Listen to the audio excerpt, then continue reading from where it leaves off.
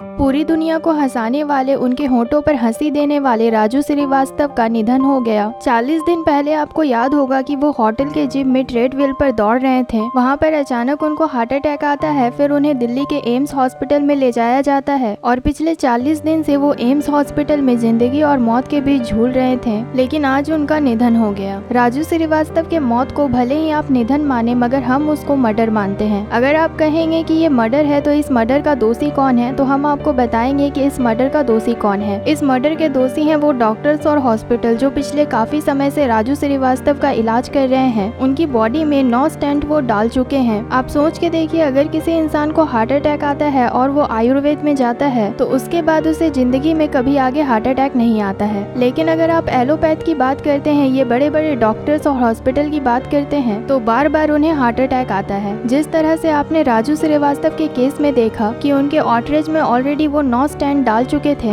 दूसरे नंबर पर जो दोषी है वो है ये करप्ट सिस्टम। ये वो करप्ट सिस्टम है, जब कोविड आया था, आयुर्वेदा, नेशनल पैथ, इन सब ने चिल्ला चिल्ला कर कहा था कि हम इसका इलाज कर सकते हैं, लेकिन एलोपैथ ने बोला कि हमारे पास इसका कोई इलाज नहीं है। इसके बावजूद ये करप्ट सिस्टम ने जितने भी आयुर्वेदाचार्य हैं, जितने भी छोटे छोटे हॉस्पिटल हैं, सबको बंद करा दिया। और जो चिल्ला चिल्ला कर बोल रहे थे कि इसका कोई इलाज नहीं है, सारे पेशेंट को उन्हीं के पास भेजा गया। और इसके बाद अगर कोई दोषी है तो वो है हम लोग। हम लोग कभी भी कुछ सीखने की कोशिश नहीं करते, हम लोग कभी भी कुछ नया करने की कोशिश नहीं करते। अगर हम लोग थोड़ा सा भी अवेयर हो जाएं तो हम अपनी स्थिति खुद ही सुधार सकते हैं। अब ये सवाल आता है कि हमारे देश में इतने बड़े बड़े डॉक्टर्स, इतने बड़े बड़े सुपर स्पेशलिस्ट हॉस्पिटल्स, क्या हमें ये सब चाहिए? क्या हमें फॉरेन रिटर्न डॉक्टर्स चाहिए? इतने बड़े डॉक्टर्स जो विदेशों से सीख के आते हैं, क्या हमें ये चाहिए? बिल्कुल नहीं। हमें चाहिए हेल्थ एडुकेटर, जो हेल्थ पर एडुकेट कर सके, हमें ये बता सके कि आपको क्या खाना सही है और क्या खाना गलत है। अगर इतना कर दिया तो ये सारे हॉस्पिटल 5 साल के अंदर बंद हो जाएंगे। अगर हम बात करते हैं कि क्या हमें सुपर स्पेशलिस्ट हॉस्पिटल और मेडिकल कॉलेज की रिक्वायर्ड है, जिसकी इतनी डिमांड होती है, क्या हमें ये चाहिए? बिल्कुल नहीं चाहिए। हमें चाहिए वेलनेस सेंटर। अगर हमारे देश में वेलनेस सेंटर मिले और वो बताए कि किस तरह से आप अपने शरीर को स्वस्थ रख सकते हो, कि किस तरह से आप अपने आप को नेचुरल तरीके से ठीक रख सकते हो, तो हमें इन सब की कोई रिक्वायर्ड नहीं है। क्या हमें मेडिसिन और इंजेक्शन की जरूरत है? बिल्कुल नहीं। हमें जरूरत है शुद्ध अनाज की। अगर हमारे पास शुद्ध खाना है तो हम कभी भी बीमार नहीं पड़ेंगे। हमारी सरकार ने हजारों करोड़ रुपए लगाकर ऑक्सीजन सिलेंडर प्लांट्स लगा दिए। ऐसे लग रहा था कि ये दुनिया हमेशा बीमार ही पड़ी रहेगी। क्या हमें इसकी जरूरत है? हमें जरूरत है शुद्ध एनवायरनमेंट की। हमें जरूरत है शुद्ध हवा की। क्या ये हमें शुद्ध हवा दे पा रहे हैं? अब हम बात करते हैं, अगर हमें जिंदा रहना है तो सबसे पहले हमें अवेयर होना पड़ेगा कि किस तरह से हम आयुर्वेदिक से हमेशा अपने आप को स्वस्थ रख सकते हैं और कभी भी हमारी बीमारियां ऐसी नहीं होगी कि हमें इतनी खराब स्थिति में जाना पड़ेगा। इसके बाद ये जितने भी फिटनेस ट्रेनर हैं, उनसे ये रिक्वेस्ट है कि अगर आपके पास कोई जिम सीखने आता है तो आप उनकी मेडिकल फिटनेस जरूर जानें, ताकि वो आपको उस तरीके से ट्रेनिंग करवा पाए कि आपको कितना स्ट्रेस अपनी बॉडी पर लेना है और कितना आपको नहीं लेना है। और यहाँ पर हम आपको कहना चाहेंगे कि ये चीज गांधी जी ने भी कहा था, it is health that is real wealth and not pieces of gold and silver. यानी कि जो असली संपत्ति हमारी है वो हमारी सेहत ही है, ना कि ये सोने चांदी के टुकड़े जिनके लिए हम इतना अपने आप को मार रहे हैं। हम राजू श्रीवास्तव को भावपूर्ण श्रद्धांजलि देते हैं और इनके परिवार के लिए भगवान से कामना करते हैं कि वो उन्हें शक्ति प्रदान करे कि वो इतने बड़े दुख को झेल सके। आप इस पर क्या कहना चाहेंगे? अपनी राय हमें कमेंट में बताइए और भी ज्यादा ऐसी अपडेट्स के लिए हमारे चैनल को सब्सक्राइब कीजिए।